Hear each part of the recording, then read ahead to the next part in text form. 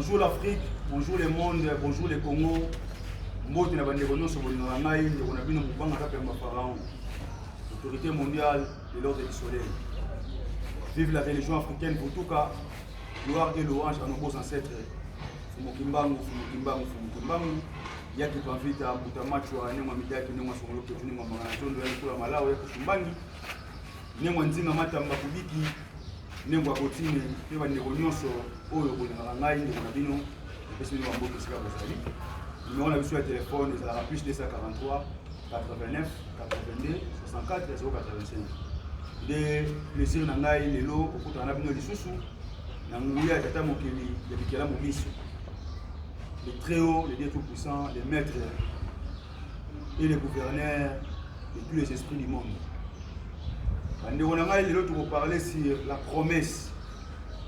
La promesse. Pour la fameuse promesse aux Noirs christianisés. La fameuse promesse aux Noirs christianisés. L'autre jour, on a passé en Afrique. Nous avons souffert. Nous avons souffert. Comment nous avons comment? Nous avons inventé. Nous avons inventé. Tout le monde a chinois, japonais, coréens, indiens, tout le monde a inventé.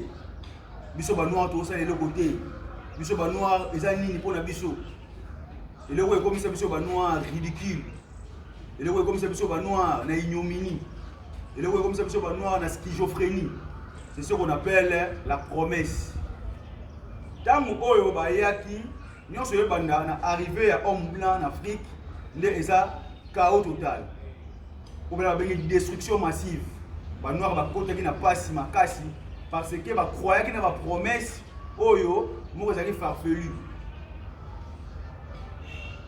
Mon Dieu, quand moi à côté biso ba noir, tu vas dire la richesse na biso, oh tu es bien né en manipuler pour gérer richesse wana. Donc voilà blanc tant moi qui awa. Idée à mon Dieu aya qui na moi j'arrive ni, azo la richesse na biso et comme ayi. De à transformer ce comme terre la Bible. Bah ça ko tangi sa Bible. Pona et détruire les noirs. Mais pas c'est pour que va jouir de la richesse na bino. Parce que écarter bino na tout ce qui est en relation avec des biens matériels. Parce que les 4 recommandations. La première recommandation, écarter des noirs à tout ce qui est en relation avec les biens matériels. Mbongo, commerce, diamant, or, cuivre. Bilo réunion sur wana ba non se désintéresser nango. Ba mon nango eza ba objet moko satanique, c'est un objet anormal que mon toit de quoi en Jésus-Christ a oublié jamais pour l'enlever au bouclier. Il va faire un exemple, heureux les pauvres en esprit, car le royaume le ciel leur appartient. Il est plus difficile à un pauvre d'entrer au ciel comme un chameau dépassé par les trucs d'une écrouille.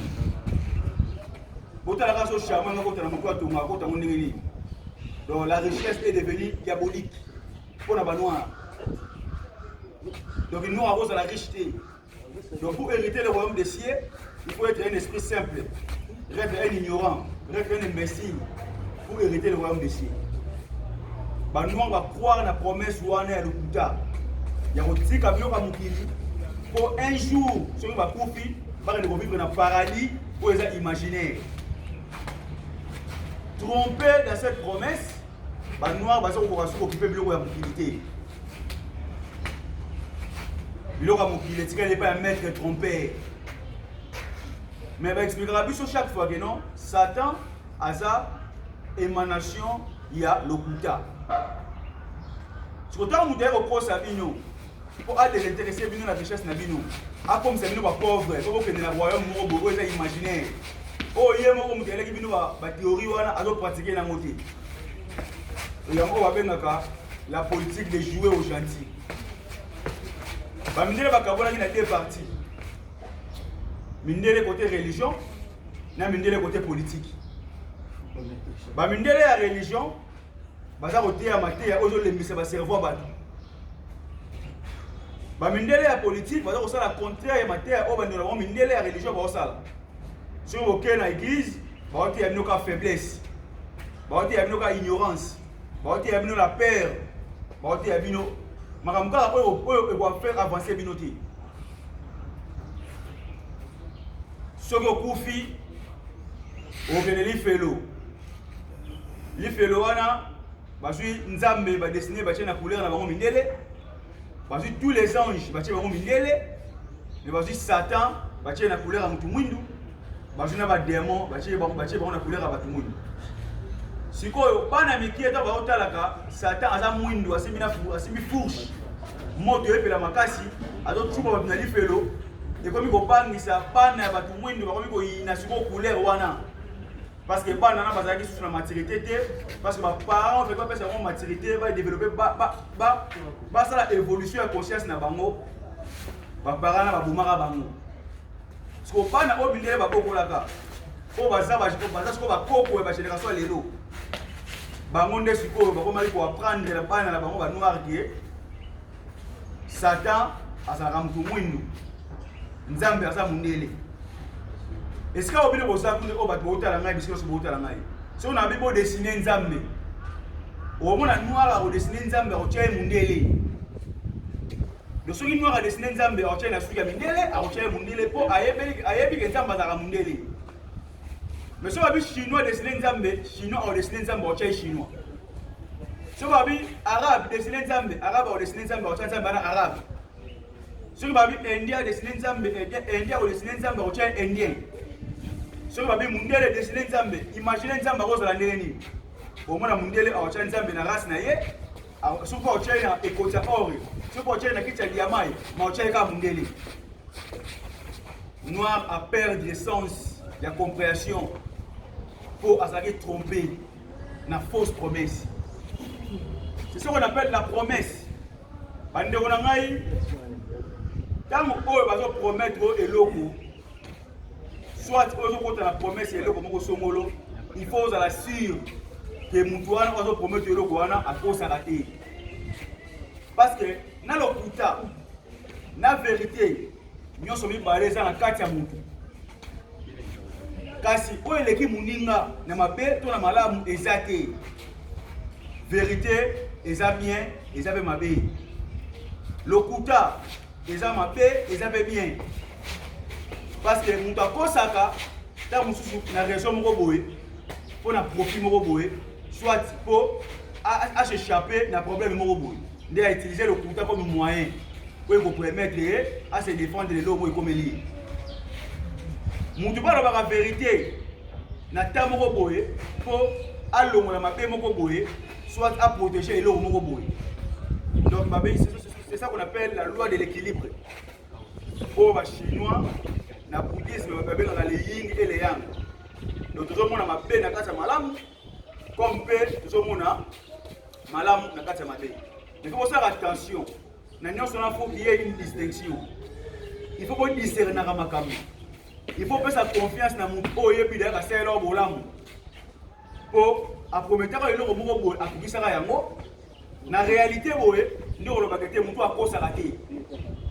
Donc quand est-ce que mutu adétectaka ko eza lokuta soki oyebisi eloko après eloko yango oréalise yango te nde olobaka mutu akosaki ngai mais soki oyebisi kaka même eloko yango oréalise yango nde olobaka te mutu oyo alobaka vérité donc a distinguer foi ezalaka aveuglement te ezalaka foi moko boye morte te oh nous avons la foi non eloko ekomisi Afrique na bêtise mpe na ignominie et c'est la foi babi il faut avoir la foi vient de ce qu'on attend la foi vient de ce qu'on voit mais est-ce que nyonso oyo toyokaka eza eloko kondimela non okoyoka mpe baneri okoyoka mpe lokuta mais oyokaki. Donc il faut discerner mam oyo po ndima mo lokuta eza eloko oyo eproduire eloko te na foi mpe na réalité po eza lokuta eloko eproduire eloko na foi eza vérité yango wana bandeko na ngai eloko mosusu mpe faut comprendre quoi il y a aussi la performance ezali c'est une réalité mais qui vit dans le mensonge c'est ce qu'on appelle la performance.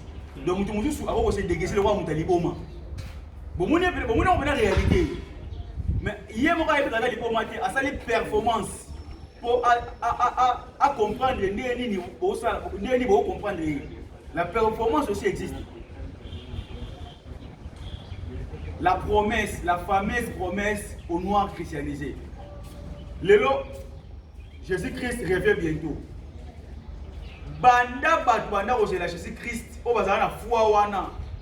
Depuis la 33 au Jésus Koufi. Si lelo, bossa la 2020 moins la 33. Et qu'on peut s'appuyer sur 1880 000 et quelques ans. Combien de noirs bazar na espoir que yezo roya? Kufa ti lelo yezo yake. Peut continuer à foi wana et ça garantit si gros.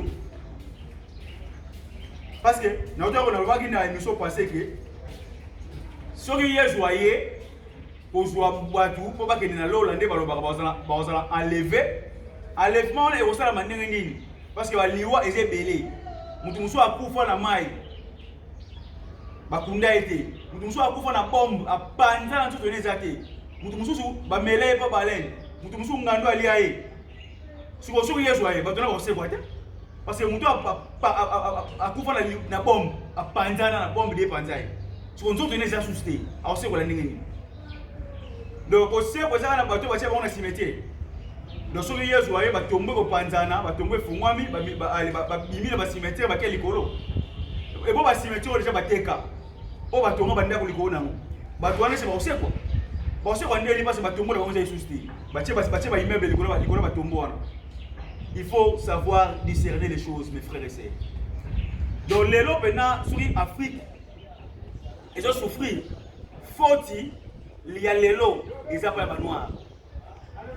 Parce que, bino batu mwindu, bolingi na bino boye bate. Bino batu mwindu, bolingi vérité. Bino batu mwindu, bolingi hypocrisie. Bino batu mwindu, bolingi mensonge. C'est le mensonge que vous aimez manger. Tout le monde veut dire que vous avez la vérité. Si vous avez la vérité, à tomboki. Pour ça, vivre l'hypocrisie, pas mon nom malade. Non. Non, baba. Si la politesse a la forme, baba, oui, si le respect a la forme d'hypocrisie la plus respectable, moi j'ai du mal à rester calme parce qu'il me reste que la calme. Si la politesse a la forme d'hypocrisie la plus respectable, moi j'ai du mal à rester calme. Parce que faut être vrai. Mon toit ça vrai, ou ça véridique. Mais bien derrière ça la gagne d'engoana. Présence n'est pas dans déranger. Faut voyez bien déjà. Mais c'est lui qui fait le malin d'être respectable ou d'être bien. Mais en réalité il n'est pas bien. Quand on va découvrir deuxième fois que la chaîne n'est pas un problème de bataille. Les gens africains vont souffrir. La promesse va faire ça partout.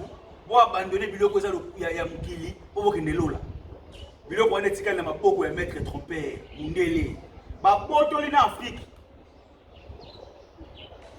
Ba bi bo to sambela to kanga misu. To kangi misu to mona les sous-souté. To sous ka boye. Mabele comme na maboko ya mundele, biso tika na Bible. Voilà Jomo Kenyatta mdalo. Ba yango. Président ya Kenya ya kala Jomo Kenyatta. Mundele ayaka kotaki biso to lakina biloko na biso. Alors to kanga misu to sambela. Tant to kangi misu, yem da peso ordre kanga misu. Mais ya kangi misu te. Mbala moko asali maele mabe abotoli ko ezalaki bien na yo. Apesi yo ko so ko pourrir vie na yo. Ce qu'on appelle la Bible. Bible est pas si c'est ni. Tous les na état d'urgence ça. Pour te bon ça moko. Il faut te le verset biblique. Pour y bon c'est même moka. Celui qui reste dans la Bible. Pour te tanga et si quand il autre on mailler les pour te bon ça moka. Verset les nini pour y comprendre la réalité. Il y a mambo comme sur mboka. Les athées. D'abord autant dans la Ligue, autant dans la Corinthe, les Corinthiens, autant dans la Galate. Et vos pères savent une idée qui est retournée à la Bino parce que Corinthe, Galate, Éphésiens, Philippines, Romains, le verset de ce que la Bible et ça lettre adressée dans le peuple wana. Paul a écrit une lettre aux Romains. C'est ça qu'on appelle épître. Épître veut dire une lettre. La lettre que Paul avait donnée aux Romains, ça on appelle épître. Épître de Paul aux Romains. Paul a commis les Romains lettres où il y a conscience romaine. Épître de Paul aux Corinthiens. Paul appelle ça Corinthiens lettres. Épître de Paul aux Thessaloniciens. Paul appelle ça Thessaloniciens lettres. Épître de Paul aux Galates. Paul appelle ça Galates lettres. Épître de Paul aux Phéniciens, aux Philippiens. Paul appelle ça aux Philippiens. Épître de Paul aux Romains. Épître de Paul aux Africains. Bon, le grand la Bible sur ça. Pour que vous en parlez. Non, et tu n'as jamais osé là. Oh, Moubanga Biamba, Bione Ozana.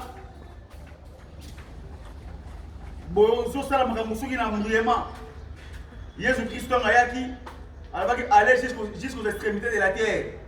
Allait faire de toutes les nations des disciples. Mon frère et soeur. Car Dieu a tant aimé le monde, il a donné son Fils unique, Jésus-Christ, afin que quiconque à lui ait la vie éternelle. Mes frères et sœurs, mais vous parlez français. Est-ce que vous parlez français ou vous comprenez les français? Français, ils ont un mode. Tu as un mode indicatif, tu as un mode impératif, tu as un mode conditionnel, tu as un subjonctif, tu as un. Donc, il va plus revenir. Ce que je dis monde, le mot monde ne signifie pas l'humanité. Le mot monde, c'est une portion dans l'humanité.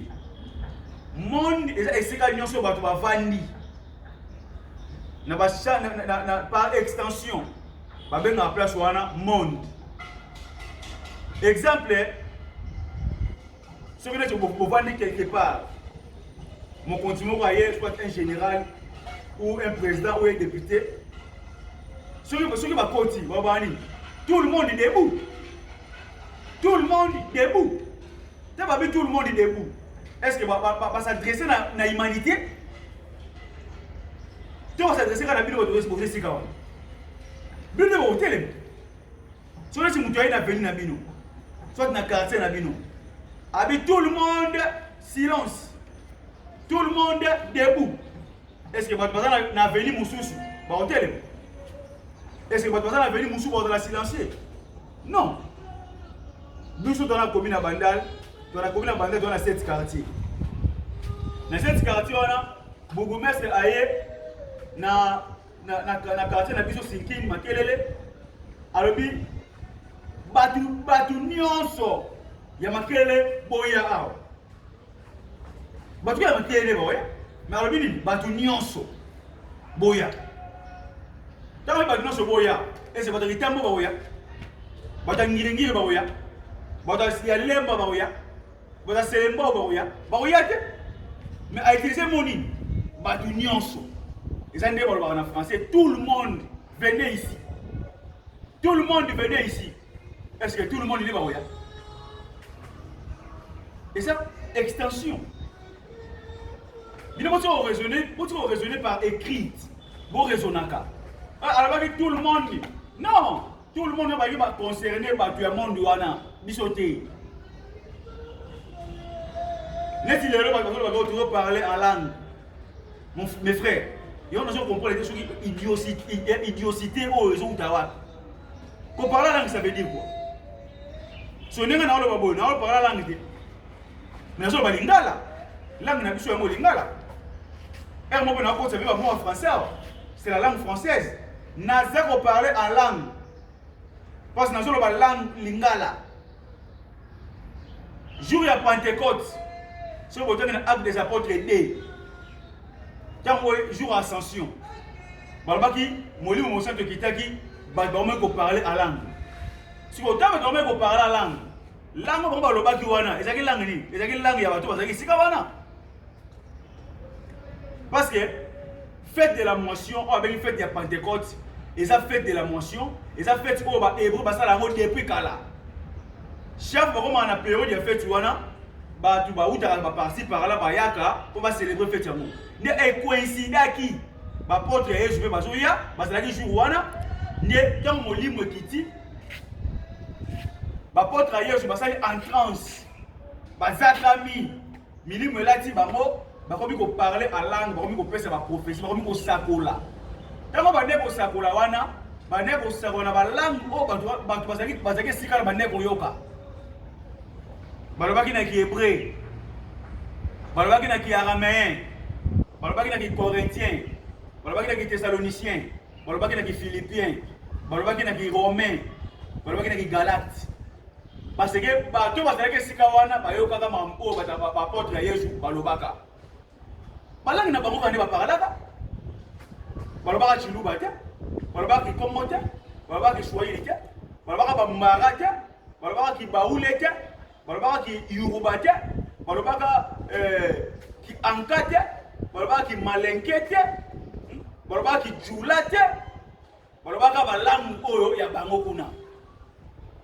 Soki bokoti na kati église bozo sambela, mutu akomi ko parler à langue oyo bino bozo yoka te mambo ya soloba, boye bakazo kosa. Azo kosa bino. Parce que soki molimo aye alati mutu na nzoto babenga ngo en transe. Nous sommes à Lingala, nous sommes à Zakama, à Zakami, à Zumolimo.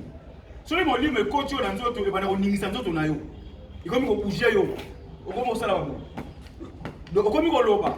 Donc molimo wana a défini nzoto na yo pour appeler sa message moko bénéfique na bato basa esika wana. Na bato basa esika wana. Ne wana soka lobi na langue bozo comprendre te boyo ka été azo ko sabini. Pour parler en langue, et ça, le bon makambat pas comprendre les messages des animes. Il y a deux sortes. Il y a coco dans le monde spirituel. Donc dans le monde spirituel par moyen en transe. Moli moye et là tinzo tunayo pour épeler sa message après que quelqu'un moli mona kobima kozonga et sika utaki pour ça moli mona bino. Donc na kati ya l'église sur bo sambela moli mo oyo apesa bino message. Il faut aya apesa message dans la lingala, apesa mona ki Congo, apesa mona chiluba. Apesa mona ki Swahili, apesa mona ki Bambara, na ki Baule, na ki Jula, na ki Malenke, na ki Anka, na ki Yausa, apesa mona ki Bambara, apesa mona ki Wolof, pour ça la langue africaine. Mais ce que mon livre on pesa langue, avec pesa message na anglais, à mon livre on a bisoti. C'est un sorcier. Parce que anglais ba tous bazana ba yoka ngote. Donc c'est ka to kosa mutu wana. Ce que mutu mon livre comme le bala français, et là le kuta. Mon livre comme le bala chinois, et là le kuta. Donc, il y a un faux message de Kuta. La promesse fameuse, la fameuse promesse au noir christianisé. Vous voyez que Jésus-Christ va y vous allez enlever. Ce qui va beaucoup faire, vous allez au paradis. Parce que service d'accueil, il y a mort. Et ça, c'est la matérialité. Donc, chaque race va dans le monde spirituel. Parce qu'il y a une couleur. De yo soko kufi na identité okufi mutu mwinu yeba ke okena monde spirituel ba tumuni ona olinga te okena na monde spirituel ba tumuni soko za mundele okufi okena na monde spirituel ba mindele soko za chinois jaune okufi okena na monde spirituel ba jaune soko arabe okufi okena na monde spirituel ba arabe soko indien okufi okena na monde spirituel ba indien ndeka diversité wana eza na monde physique ndeka eza na monde spirituel. Donc, dans le monde physique, pour que l'Europe, on a moyen. Il faut un avion, pour que nous passe aux hommes de la vie. Donc, si on couvre le paradis, on va aller sur le paradis, on est imaginaire, ils ont raté. Le paradis, c'est ici. Le paradis, il y a des gens qui ont été là. Je vous ai témoin de Jéhovah. Je vous ai dit, Landa Yesu pour hériter vraiment des choses de paradis. Paradis on s'en va. Parce que livre là vraiment témoin de Jéhovah, parce que là c'est un paradis. Naka na paradis on boye. Bilo na moni kuna na moni mutu ya mundele na mwasi mo ya mundele ba 6 millions. Na moni kuna na moni susu mutu awalia bitabe. Na moni susu mutu awalia anana. na moni so mutu alia orange mais na maman yo mo so mona te no paradis o la singa na livre et ça maman na sala déjà bitabe o la singa awa na lire mo déjà na physique na lire orange ko la singa na papier o na lire mo déjà awa moi si o la singa kuna na mona ke déjà pe mo bali ko za kuna ngamo ye déjà donc c'est le paradis o yo zo na mo paradis ya imagination. Le roi de biloko eza na paradis eza ka oyo déjà awa ba bitabe ba nana na ba lion to mona bango déjà je sais que paradis est comment physique de ce lingo ça na paradis na yo lona ba bitabe na yo lona ba orange na yo lona ba nini ba biloko na so linga ko pesa au plaisir na vie na yo c'est ça être au paradis cause la paradis est imagination te ndenge ndeko moko mwasi na Facebook akomi kotia ba image moko boye ya ba noir nde bazo nyoko bazo konda page na eza ka page ya Vanderson ya Mobimba donc na pesi bino ba ndeko ba o botala émission oyo boko na page Facebook ya ka page ya Vanderson ya Mobimba ada mwana mwasi moko aza pe kotangisa ba d'une manière normale donc bon mona ndenge ba noir ba kondi ba noir na ba konda wana et ça va noir ko ba parents na bango ba yeba eke ba okene paradis ba abandonner bloka mokili santé psychophysique comme maigrir ba bango konda ce que celui pour okene paradis il faut onyo comme physiquement boy est-ce que kuna na paradis nous on a erré ce que tu pour okene ngo ils ont nyoko la ils ont lié on nzoto ils ont comme ça bizarre ce que kuna au vivre ndengeni bande ko na ngai la chose la plus belle du monde c'est l'intelligence et la sagesse. Moi, l'intelligence et la sagesse restera toujours la chose la plus belle et merveilleuse du monde. Savoir réfléchir et savoir raisonner. Réfléchir, c'est ça qu'on appelle l'intelligence. Raisonner pour avoir la raison, c'est ça qu'on appelle la sagesse. Bon, je croire la bêtise. Paradis, tu as déjà. Tu as le fleuve Congo, tu as le lac Kivu, tu as le lac Tanganyika, tu as le lac Moero, tu as le Maïndombe, tu as le Maïnjili, tu as le Maïmakelele, tu as le pays marécagé, tu n'as jamais ou la lanzala. Tu as le pays fertile. Mais pourquoi Mundele Bundisa Afrique? Parce que on a une histoire à paradis. Mais pourquoi les gens qui peuvent paradis? Les gens qui peuvent plutôt Afrique. C'est que c'est l'Afrique qui est le paradis terrestre. Vous vivez déjà dans le paradis, mais vous êtes embrouillés. Il y a un Fumukimbangu, Ayaki po Azong Sabiso Nanzela. Il y a un Fumukimbangu, Atindaki Fumukusu qui a moussé la pande en Angola. À ça la religion africaine. Pour être noir, batanga, pour les alliés maturité, bakungisaki. Et là, on va y avoir noir et intelligence. Néwana, et là, on a reçu un ami, le Moana. Page na biso ya Facebook eza Pharaon Kapemba Mubanga. Émission ezali page nango ezali Pharaon Kapemba Mubanga. Bo s'abonner belé makasi na émission oyo po ete tozwaka ba notification ya kitoko bela ba émission kitoko makasi. Oza ngama moke na zoya. Kumona. Tika kombi.